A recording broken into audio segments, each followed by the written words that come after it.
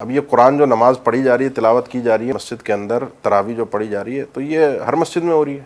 لیکن ہر مسجد کا اس طرح سے آئے اور ہر مسجد والا یہ چاہے، ہر ایک قاری یہ چاہے کہ میں اس طرح سے لائیو آؤں، اور جو لائیو آ رہا ہے تو اس ٹائم پہ دنیا نماز پڑھ رہی ہے، آپ کے لائیو آنے کا فائدہ کیا ہے؟ آپ بھی نماز پڑھیں، دنیا کو بھی نماز پڑھنے دیں. عبادات کے اندر ایک نیا ٹرینڈ ہمیں نظر آنا شروع ہو گیا کہ بہت سے جگہوں پہ تراویحیں ہو رہی ہیں اور عبادت ہو رہی ہے اور وہ ایک لائیو اس کو دکھایا جا رہا ہے. کیا سمجھتے ہیں کہ یہ ایک درست عمل ہے، صحیح ہے؟ اس میں دو باتیں عرض کروں گا. دیکھیں، ایک تو جو چیز ہے نا، یعنی کہ کچھ قراء کی واقعتاً تلاوت سن کے بہت مزہ آتا ہے، اور ان کی تلاوت ایسے ہمیں عام ملتی بھی نہیں ہے. میں نام بھی لے دوں، قاری ابراہیم میر محمدی صاحب. میں ایک مزہ، ایک لطف آتا ہے ان کی، یعنی ایک تعمق ہے، ایک تدبر ہے، اور ایک تجوید کا اہتمام ہے. لیکن ایک آج کل جو ہمارے یہاں ایک چیز چلی ہوئی ہے نا، وہ یہ ہے کہ مساجد میں، اللہ ہمارے حالوں پر رحم فرمائے، کہ ائمہ حرم کی زیادہ تر نقالی ہے، اور فلاں جگہ جی معقلی کی طرز ہے، فلاں جگہ جی شریم کی طرز ہے، اور فلاں جگہ فلاں کی طرز ہے.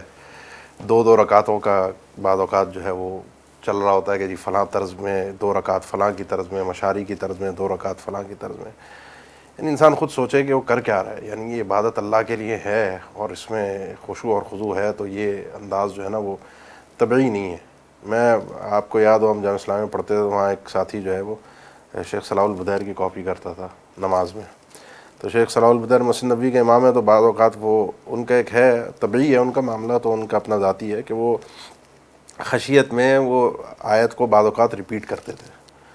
وہ یعنی اس کے پیچھے میں نے ایک دفعہ نماز پڑھی تو سورہ اخلاص وہ پڑھا، قل هو اللہ احد اللہ الصمد لم یلد ولم یولد ولم یکن له کفوا احد. یعنی میں نے لوگوں کو ائمہ حرم کی تقلید کرتے ہوئے اس انداز میں بھی دیکھا ہے میں نے خود، کہ کہیں پر وہ کسی ائمہ حرم میں سے کسی امام کی تلاوت اگر مشہور ہے، کسی مقطع، کوئی تلاوت کسی صورت کے حوالے سے، تو جہاں اگر ان کی آواز لڑکھڑاتی ہے، خشیت یا رونے والی کیفیت بنتی ہے، تو وہ جو حضرات ان کی کاپی کر رہے ہوتے ہیں، بعض اوقات میں نے ان کو دیکھا کہ وہ بھی اس جگہ پر پہنچ کر وہ بھی وہی سٹائل اپناتے ہیں. یعنی آواز تو چھوڑیں، اب وہ جو اللہ کا ڈر، خوف یا رونے والی کیفیت ہے، اس میں بھی کاپی شروع ہو گئی ہے. ایک تو یہ مصیبت ہے.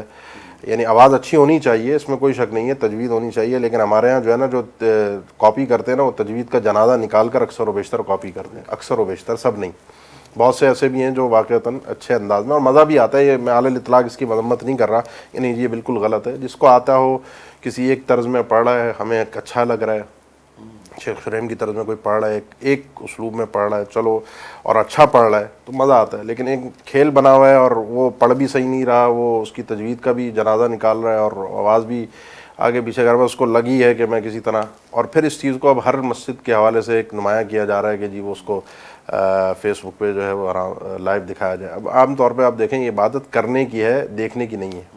بالکل. یہ عبادت جو ہے وہ سر انجام دینے کی ہے. اس کو دکھا کر، اب ہم یہاں بیٹھے مثال گفتگو کر رہے ہیں، تو یہ گفتگو سنانے کی ہے، تو یہ پیغام پہنچانے کا ہے. اب یہ قرآن جو نماز پڑھی جا رہی ہے، تلاوت کی جا رہی ہے مسجد کے اندر، تراویح جو پڑھی جا رہی ہے، تو یہ ہر مسجد میں ہو رہی ہے. کوئی خاص مسجدوں، مکہ ہے، مدینہ ہے، حرم کی بات ہے، تو چلو وہاں کا ایک سما ہوتا ہے، وہاں انسان دیکھتا ہے، وہ روح پرور مناظر ہوتے ہیں، اس کے ایمان پر اثر انداز ہوتے ہیں، اس کے ایمان کو بوسٹ ملتا ہے.